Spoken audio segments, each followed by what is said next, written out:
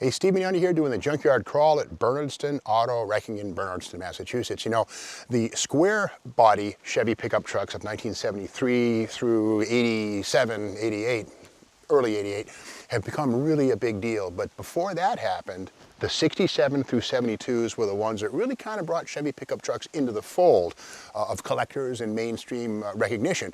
Of course, the 50s, we had the Cameo, that sort of thing. But again, you get into the 67 through 72, people love these things, especially half-ton two-wheel drive short beds.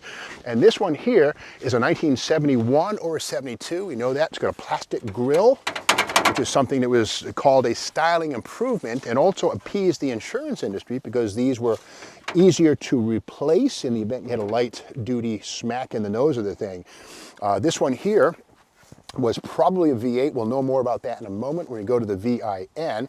Manual transmission right there, and this linkage, this is a column-shifted manual transmission. Those linkages right there go from the column all the way down these bizarre dog leg rods to the side of that Saginaw 3-speed manual.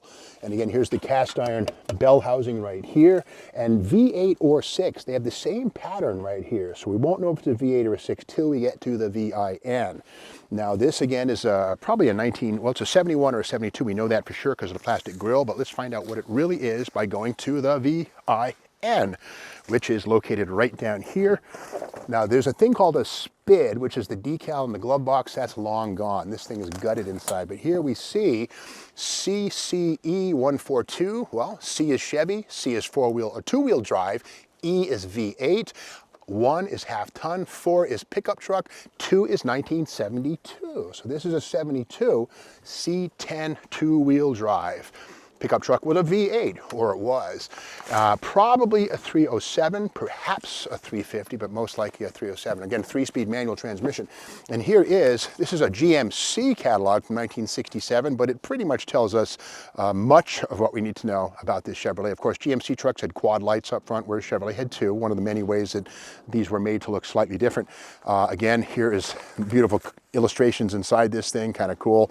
And again, Chevy pickup, GMC pickup, very similar in many ways. Well, the GMC had a V6. Chevrolet never did get that V6 engine. And the frames are kind of different between two-wheel drive and four-wheel drive. In fact, here we have the two-wheel drive frame we see right there. This one has leaf springs. See the yellow springs up at the back. Coils were an option. You could have either or. And of course, on the right-hand side, the four-wheel drive heavy-duty frame right there with the V6. Again, this is a GMC truck, this particular catalog. But again, let's take a look at the rear suspension on this thing and see what this one had. Okay, I see a coil spring down here. So this would have been the optional or available coil spring rear suspension right here. Leaf springs and a beam axle were also possible. This was a coil spring truck. And getting to that, let's go into the bed of this thing. And here is a 12 bolt, as you would have found on one of these trucks. Now we look at this, we see 12 bolts on this cover. Don't confuse this with the 12 bolt out of like an SS 396 Chevelle or an Impala. These are very different. They have a 12 bolt cover, but the cover is even shaped differently. The gasket's different, and the ring and pinion in these things are not interchangeable with automobile or car type 12 bolts. So if somebody tries to sell you a 12 bolt posi out of a C10 pickup truck for your Camaro or whatever it might be, it's not going to work very well. It's not the same. But anyway, this one here, this axle, we can see on this one, okay, 6 lugs. So this would have been from a 1970 or earlier, 71. Chevrolet and GMC went to 5 lugs, as we see on this frame here. And again, this is yet another 67 through 72, but look how the hub has 5 studs. And that was all about the new for 71 disc brakes, which became possible. And again, the 5 lug standardized wheel replaced that. Let's take a look at that disc brake. We come around to this side. And again, I love the junkyard. It's more than just a place for old junk to be piled up. It's a classroom. And on this 67 through 72 pickup, yeah, okay. All right, 71 or 2, there it is, disc brakes, right here. These are the 5 lug disc brakes that became available in 1971 and 72. There they are right there. Coil spring up front, no beam on this thing. Of course, a four-wheel drive truck would have had a leaf spring and a beam axle in the front. This one here is a C10, so it's a 71 or a 72 C10. Now this one here, interesting, the cab is gone, but here's the 6-cylinder engine right here. Probably a 250.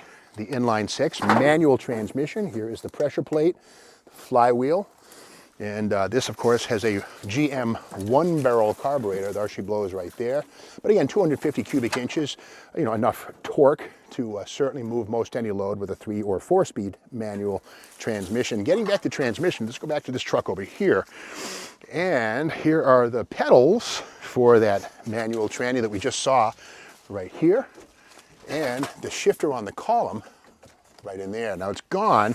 Not sure if maybe, okay. Sometimes what people will do is they'll take the stock floor and they will cut it for a through the floor conversion, but it has not been done here. And keep in mind too that while this cab could be used on a, you know, a 5-ton C60, C40, C50, that sort of thing, big Chevy truck, the skin is the same. However, the floors and the cab mounts that are welded to the bottoms of these things are different on heavy duty big trucks. And of course on floor shifted trucks, that's going to have a different hump with a hole in it. And again, this one here does have the cab mounted gas tank, which would go away for the second generation, or I should say the square body, which then put the tanks into the bed, or at least between the bed and the frame rail, or in board of the frame rail for more safety. And it's the idea of having the gas tank behind the seat in the cab with you. It's not a bad idea till things really go wrong. Again, you'd have to have a real high-speed mess on your hands to have that become a fire problem, but when it did, it wasn't pretty. Something kind of cool though about Chevy pickups, especially the style sides here, is the double wall construction of the bed. You can see the outside skin is very graceful, it's shaped and contoured, whereas the inside does not mirror it because this has a dead space between the inner and outer. Here's the flat faces put in here, and the idea behind that, unlike certain pickups, I know old Dodge trucks and stuff in the 1950s, and various GM trucks too for that matter, if you threw something in the back and you dented the bed, that bed dent would pop out because it was a single wall, bed wall. Whereas on the 67 up, and certainly some of the earlier ones, the double wall construction prevented the inner damage from being seen on the outside. So that's the story of this 1972 C10 3-speed manual 307, probably V8 truck, 2-wheel drive. And again, these things, especially short beds, 6-footers, these are 8-footers right here, long beds, which are cool. But these things, you know, the Holy Trinity, half-ton, 2-wheel drive, short bed, these things are getting to be 40 grand all of a sudden at the auction. Go figure. But here they are here in the boneyard. Come and get them. They're here at Bernardston Auto Wrecking. So if you want to see more Junkyard Crawl videos, come back tomorrow and give this video a like and subscribe to the Steve Maggs YouTube channel.